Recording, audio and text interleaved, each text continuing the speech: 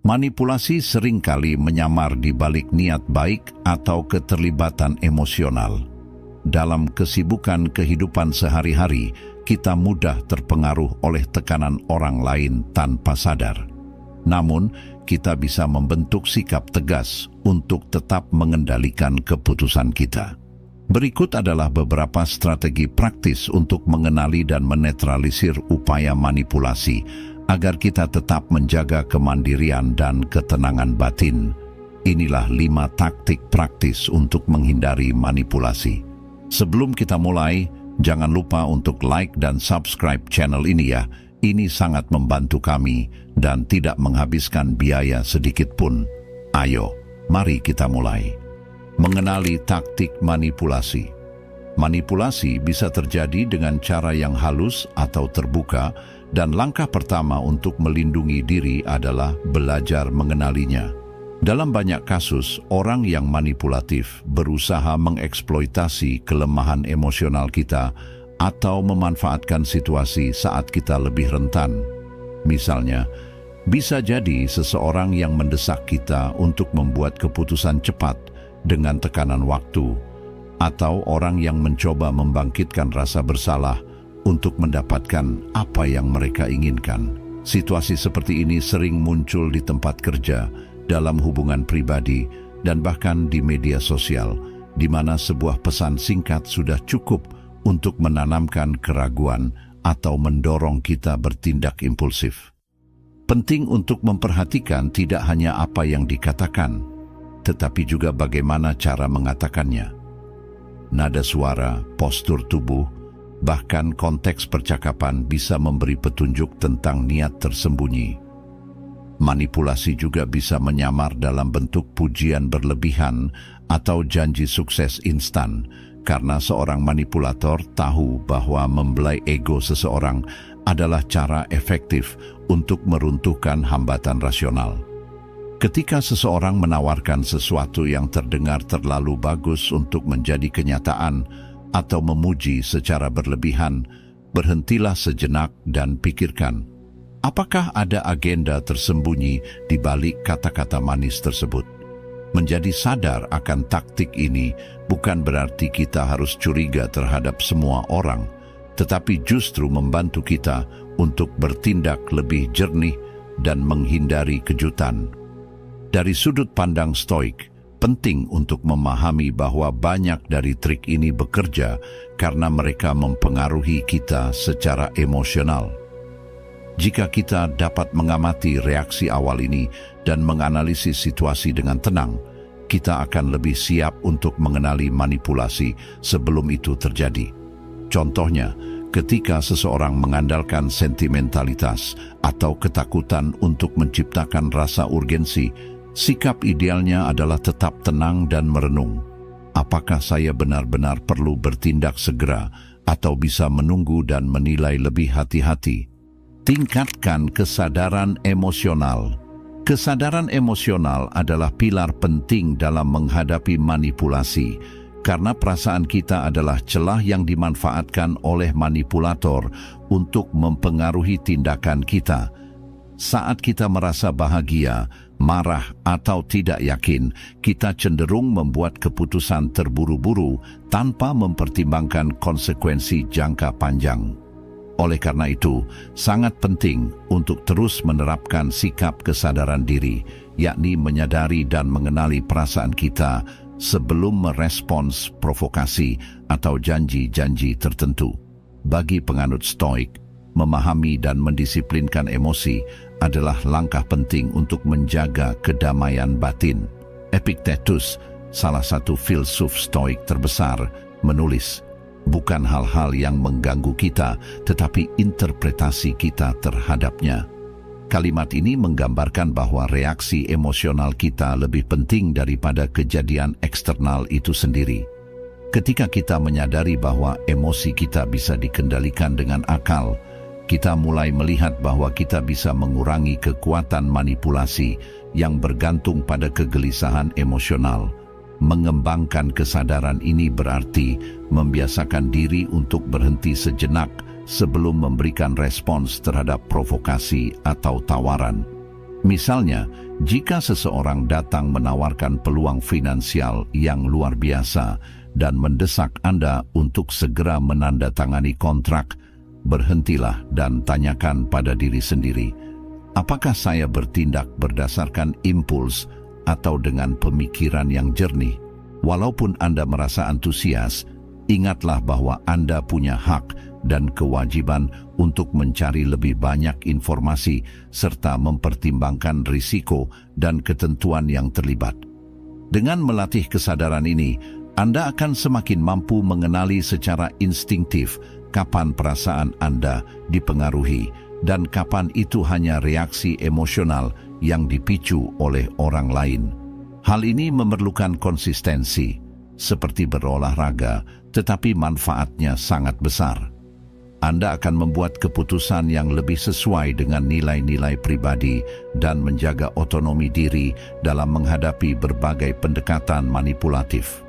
Bersikap skeptis, tapi jangan paranoid.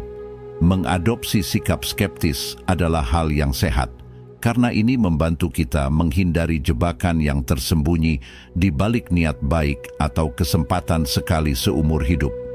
Namun, kita harus menemukan keseimbangan agar tidak menjadi terlalu curiga, yang justru bisa merusak hubungan pribadi dan profesional kita. Tujuannya adalah untuk menyelidiki kebenaran dari apa yang disampaikan dan konsistensi perilaku orang tersebut, sambil tetap terbuka untuk menjalin hubungan yang tulus dan kesepakatan yang saling menguntungkan. Skeptisme yang rasional terlihat ketika kita memverifikasi informasi, membandingkan berbagai sumber, dan tidak terpesona oleh retorika belaka. Jika seseorang muncul dengan janji hasil cepat, baik dalam masalah keuangan atau hal pribadi, tanyakan, apa bukti bahwa ini benar-benar berhasil? Di mana saya bisa memeriksa informasi ini? Pendekatan ini tidak bersifat ofensif, justru menunjukkan tanggung jawab dan kedewasaan. Orang yang serius akan memahami dan bahkan menghargai keinginan Anda untuk memahami secara menyeluruh tawaran tersebut, sementara manipulator mungkin merasa kesal atau mencoba membalikkan keadaan dengan menuduh Anda terlalu curiga. Namun, menjaga sikap skeptis tidak berarti menutup diri dari kemungkinan bahwa sesuatu itu tulus dan baik. Misalnya, dalam sebuah hubungan, menerima tindakan perhatian dan kasih sayang itu wajar. Masalahnya muncul ketika tindakan itu diulang dengan berlebihan dan tampaknya memiliki tujuan yang lebih besar daripada sekadar kasih sayang yang tulus.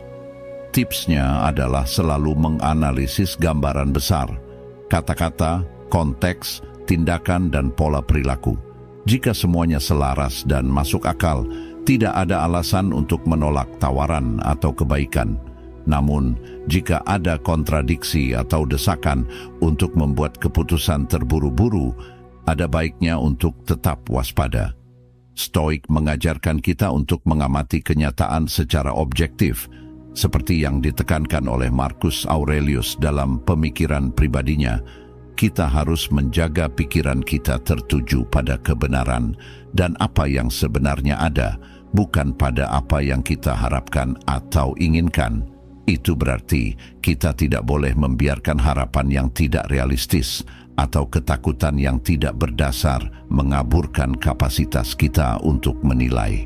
Sikap skeptis yang sehat melibatkan penyelidikan dan pertanyaan, tetapi tanpa terjebak dalam posisi defensif yang konstan.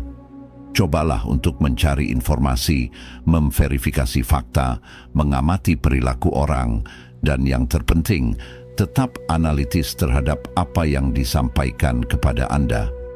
Anda tidak perlu paranoid dan melihat motif tersembunyi di segala hal, namun juga jangan asal bertindak tanpa berpikir panjang sebelum berkomitmen pada sesuatu yang bisa membahayakan kebebasan memilih Anda atau kedamaian batin Anda. Latih komunikasi asertif. Berkomunikasi secara asertif berarti mengungkapkan apa yang perlu dikatakan dengan jelas, langsung, dan penuh rasa hormat. sambil tetap tenang dalam situasi yang penuh emosi. Jika Anda menjadi sasaran manipulasi, cara Anda merespons bisa memperkuat atau justru melumpuhkan upaya manipulator. Misalnya, reaksi agresif seringkali mengonfirmasi bahwa metode mereka berhasil karena Anda kehilangan kendali dan membiarkan amarah menguasai Anda. Sebaliknya, pendekatan yang terlalu pasif bisa memberi sinyal bahwa Anda akan menerima tekanan apapun yang diberikan. Komunikasi asertif adalah tentang keseimbangan. Anda mengakui nilai orang lain, namun tidak mengabaikan batasan diri Anda. Jika seseorang mendesak Anda untuk segera membuat keputusan, Anda bisa dengan tenang mengatakan bahwa Anda memahami urgensinya, tetapi Anda perlu waktu untuk mempertimbangkan semua detail. Menetapkan batasan dan menunjukkan bahwa Anda mengendalikan keputusan Anda sudah cukup untuk memberitahu mereka bahwa manipulasi mereka tidak akan berhasil.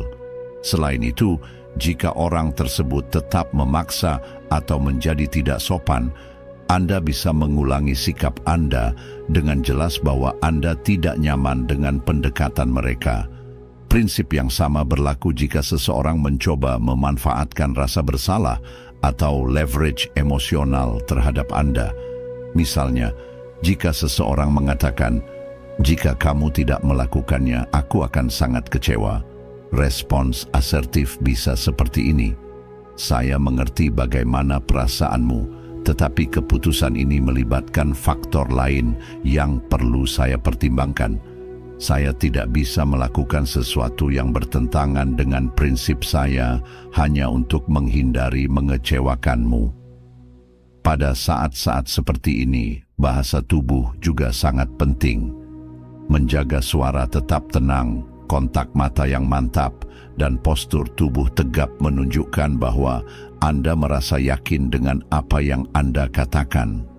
Untuk melatih keterampilan ini, Anda bisa membayangkan situasi-situasi umum yang menantang, seperti atasan yang meminta Anda untuk bekerja lembur tanpa bayaran, seorang salesperson yang mendesak Anda untuk segera membuat kesepakatan, atau anggota keluarga yang berusaha meyakinkan Anda untuk menghadiri acara yang tidak ingin Anda ikuti.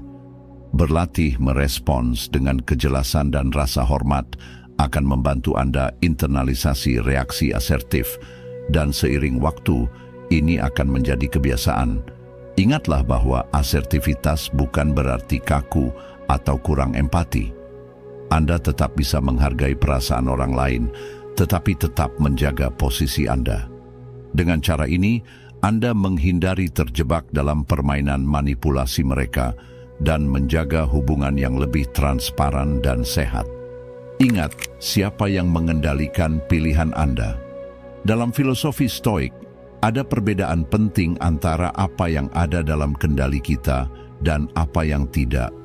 Menurut ajaran Seneca, Epictetus, dan Marcus Aurelius, kita seharusnya memfokuskan energi kita pada hal-hal yang benar-benar dapat kita kendalikan, yaitu tindakan, pendapat, dan reaksi kita, daripada membuang-buang waktu pada faktor eksternal yang tidak bergantung pada kehendak kita.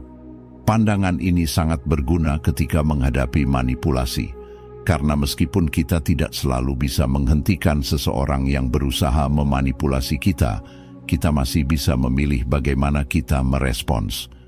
Untuk mempertahankan kendali atas keputusan kita, hal pertama yang perlu dilakukan adalah mengenal diri kita dengan baik, memahami nilai-nilai, prioritas, dan tujuan hidup kita membantu membangun perisai mental terhadap pengaruh luar.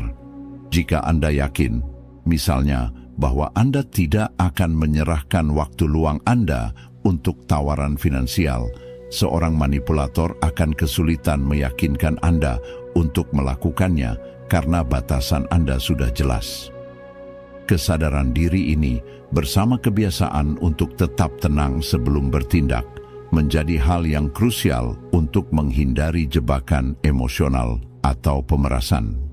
Cara lain untuk memperkuat kendali pribadi ini adalah dengan menyadari bahwa Orang lain pasti memiliki kepentingan mereka sendiri dan mungkin mencoba untuk menyelaraskan kepentingan mereka dengan Anda dalam berbagai tingkat. Tidak ada yang salah dengan mencari kesepakatan yang saling menguntungkan, tetapi ada batas tipis antara kerjasama dan eksploitasi. Pemikiran Stoik mengajarkan kita untuk selalu merenung apakah kita tetap mempertahankan integritas kita atau malah melanggar prinsip dasar kita. Dengan menganalisis situasi secara tenang, kita menjadi lebih mampu mengenali kapan kita akan mengambil jalan yang sebenarnya bukan milik kita. Selain itu, perlu diingat bahwa dengan menolak untuk dimanipulasi, Anda mungkin menghadapi reaksi negatif. Beberapa orang mungkin menuduh Anda egois, tidak peka, atau kurang empati. Dalam kasus seperti ini, tetaplah tenang dan jika perlu, jelaskan alasan Anda dengan hormat. Seringkali, mereka yang mencoba memanipulasi akan frustrasi ketika mereka menyadari bahwa mereka tidak bisa mengendalikan Anda. Namun hal itu seharusnya tidak menggoyahkan tekad Anda. Sementara itu, orang-orang yang menghargai sikap Anda akan mengerti batasan Anda dan menjalin hubungan yang lebih sehat dengan Anda. Pada akhirnya, menyadari bahwa keputusan Anda adalah tanggung jawab Anda sendiri adalah langkah terakhir dalam menghindari mengikuti kehendak orang lain. Mempraktikkan stoisisme dalam konteks ini berarti mencari independensi dalam penilaian, belajar dari pengalaman sendiri, dan menjaga ketenangan bahkan di bawah tekanan. Begitu Anda menginternalisasi ide ini, manipulasi akan kehilangan banyak kekuatannya karena akan lebih sulit untuk merasuki pikiran dan tindakan Anda. Singkatnya, menghindari manipulasi adalah tantangan sehari-hari yang membutuhkan kewaspadaan, kesadaran diri, dan disiplin emosional. Mengenali taktik kontrol yang biasa digunakan, meningkatkan kesadaran emosional, menjaga skeptisisme yang sehat tanpa jatuh ke dalam paranoia, berlatih komunikasi asertif, dan yang terpenting, mengingat bahwa Andalah yang mengendalikan keputusan Anda adalah cara-cara ampuh untuk melindungi diri Anda. Pandangan Stoik yang menekankan pentingnya menguasai reaksi dan emosi kita, memberikan dasar yang kokoh untuk tetap otonom ketika seseorang berusaha mengarahkan kita menuju jalan yang belum kita pilih secara sadar. Dengan menerapkan prinsip-prinsip ini, Anda tidak hanya memperkuat pertahanan terhadap manipulasi, tetapi juga membangun hidup yang lebih otentik, selaras dengan nilai-nilai Anda. Saya juga ingin mendengar pendapat Anda. Apakah Anda bisa menambahkan taktik lainnya? Kami sangat menantikan tanggapan Anda. Sampai jumpa lagi.